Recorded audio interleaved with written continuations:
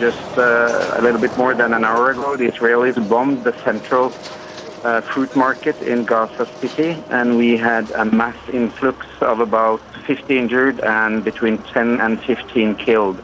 At the same time, they bombed an apartment house with children playing on the roof, and we had a lot of children also. So this is really like seen from the Dante's Inferno. It's like hell here now, and it's been bombing all night.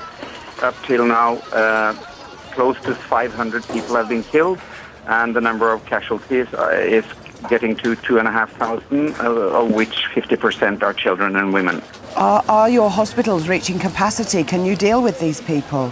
We have been doing surgery around the clock. I just talked to one of my colleagues in the ICU who has not been sleeping for 3 days, and the hospital is completely overcrowded. We're running 6-7 ORs, and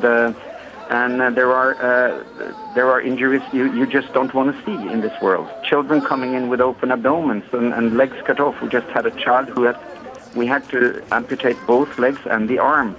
And the only crime they have done is being civilians, the Palestinians living in Gaza. The relief now is not more doctors and more drugs. The relief now is to stop the bombing immediately. This cannot go on. It's a disaster. You've talked about the civilians, the women, the children, the men who aren't involved in this, but are you also getting casualties that are Hamas fighters? To be honest, we came on New Year's Eve in the morning. I've seen one military person among the tens we have, hundreds that we have seen and treated. So anybody who tries to portray this as sort of a clean war against another army are lying. This is an all-out war against the civilian Palestinian population in Gaza, and we can prove that with the numbers.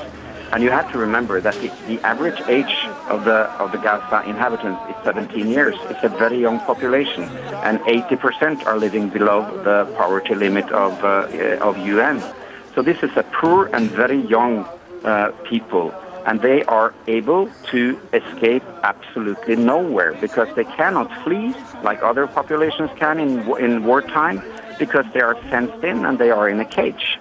So they're bombing 1.5 million people in a cage, and young people, poor people, and you cannot separate between the civilians and the fighters in such a situation.